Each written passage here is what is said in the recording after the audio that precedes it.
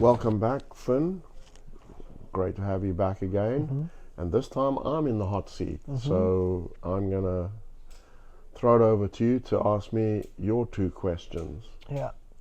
My question to you would be, as a college player coming towards the end of their college career, what do you think they need to have, well, also as a player, game-wise, but mentality, to know that they're going to have what it takes mentally to deal with the demands of playing professional tennis? I just think there's nothing about that going around about that sort of thing, and I think it's quite an interesting area to chat about. I think there are a few things that players have little bits of experience of, because most people that play in college will play some pro tournaments while they're in college. And they might have played some ITF juniors as well. So they do have a feel of what they're going into, and they kind of know what they're going into. But the things that they neglect to think about and realize is, number one, once you go out on the pro tour, you are on your own. You're not traveling with a team. You don't have, coaches arranging hotels and everything like that for you. You've got to start doing all of that stuff for yourself. Practice, you don't have ready-made practice partners. If you travel to a tournament with somebody then you do have somebody to practice with. But if you show up to a tournament and you're on your own and you don't really know a lot of the guys, it can be difficult to get practice. And of course then you have to start dealing with things like loneliness. And when you're on the road, and maybe you have a girlfriend back at home or something like that you always had little short stints away, but you were coming back to that. And the level of travel that you have to do is often a shock, and it's something that guys really and girls really struggle with first out. So I think that's the first thing, is to be ready in your mind to tackle the travel, the loneliness, the organization skills, which you'll have a lot of anyway, but also the fact that unless you have the resources to take coach with you, you're going to have to be figuring out things a lot for yourself. And the other thing is, you've got to pick yourself up pretty much every week, because a great year is maybe winning 2 or 3 futures, and the rest of the time you're going to be losing. And so you've got to pick yourself up, and not pick yourself up in oh my God, I can't believe this is happening to me. Anyway, you got to actually stay positive through the whole thing, saying, I know this is what it takes, and I'm prepared to go through this, and I'm going to approach every week like this could be my week. And if it's not, okay, let's move on, next one. So the mentality, has got to be that I know what I'm going to try and do. I know it's going to be difficult, and I'm going to approach it with a sense of optimism and an attitude that doesn't actually get down very much at all. I'll be disappointed for maybe half an hour, but I know what I'm trying to do. So I'd say that mentality-wise, I think players underestimate how it's not just mental toughness in tennis matches, it's mental toughness off the court in how you approach everything that you do, that you're not getting down on yourself when you have 3 first-round losses in a row. These things will happen.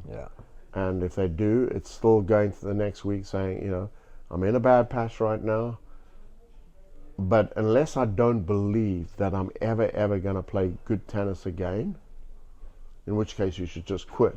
You got to go and say, I know tennis can turn around very quickly.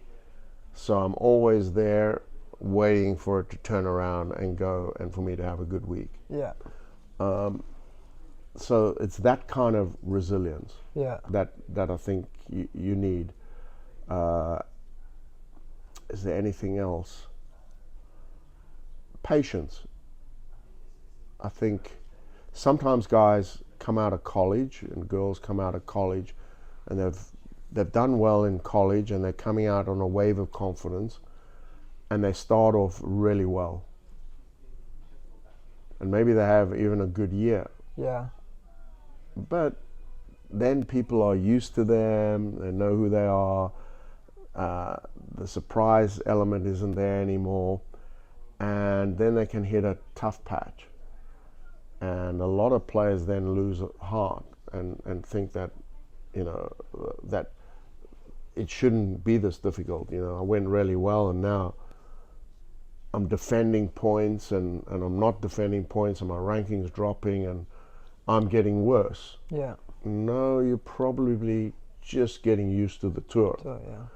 And that you get through that hump, and then the next time when you have a good run and climb the rankings again, you're much better prepared for it. And the second time that you go forward, it's almost kind of like this time I'm for real because I know what it takes. Understanding everything. And I understand it better.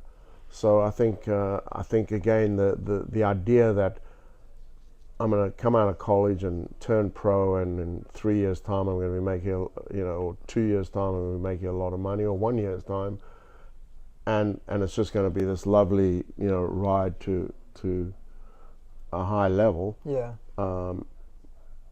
Is highly unlikely to happen. Yeah. And there are players who can go, very quickly. Ben Shelton comes to mind. But at some point they get stuck, and then they have to work for the next level or to sustain that level before Right. they can go forward again. It's nobody just progresses and continues to progress without having some kind of period where they have to consolidate and maybe even drop back before they get better again to go forward. Yeah.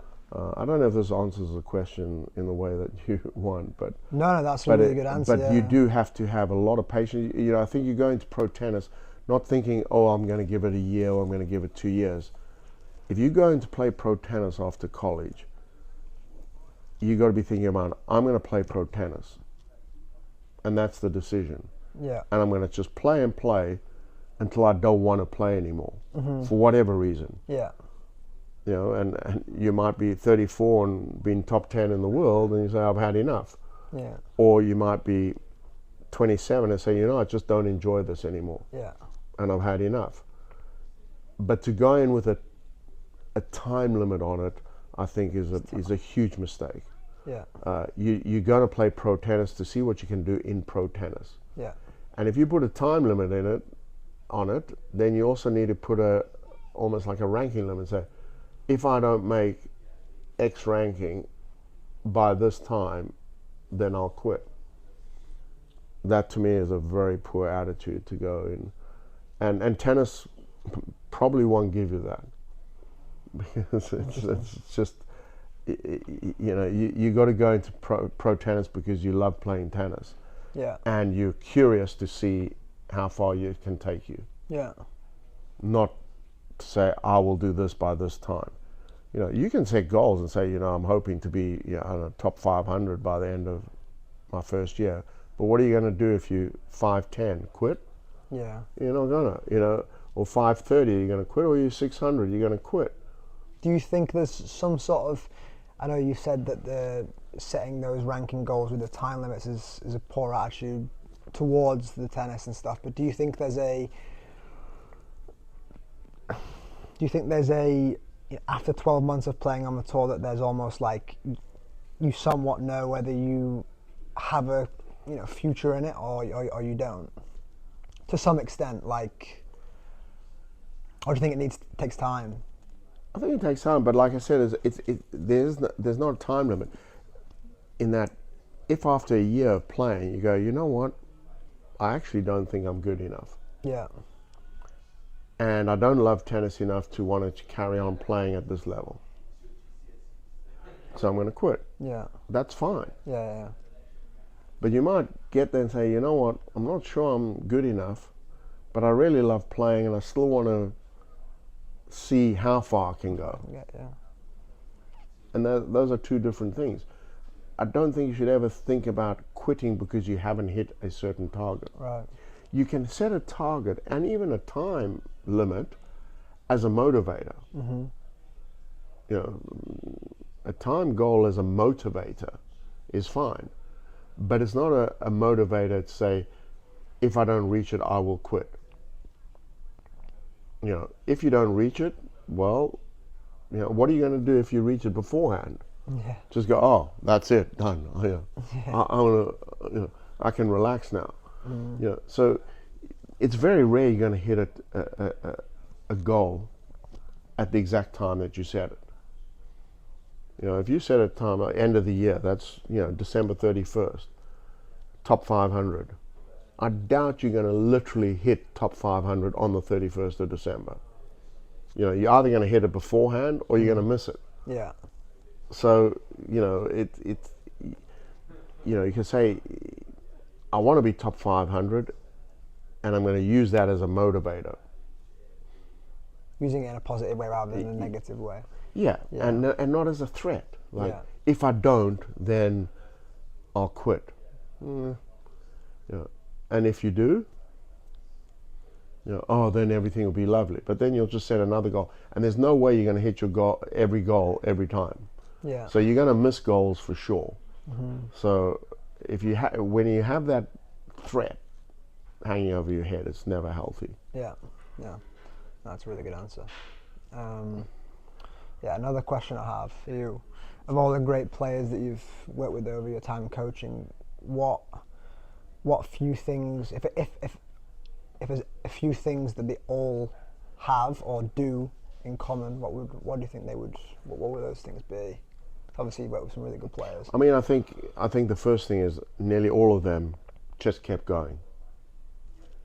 You know, where they thought they were really good or weren't sure that they were really good, they just kept going. And it's amazing what can happen if you just keep going. And again, they kept going and worked hard to be better. And that in itself started to pay off. And like I said earlier, they didn't set a time limit, like, you know, to it. It's like, I want to play pro tennis, and I'm gonna be a pro tennis player, and I'm gonna just keep going until I am. Yeah. And I think that is a huge attribute. And again, with a good, by and large, part of my job as a coach was to make some of them get the right attitude towards that, because their attitude towards it stunk. Right. So that, you know, they kept going, but they were fighting themselves by getting so disappointed.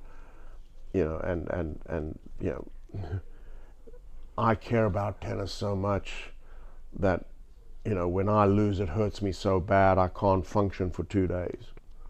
I'll be like, piss off. It doesn't hurt you that bad at all. Because if it really hurt you, the next day you'd be out there getting better. Right. Instead of sulking in your room.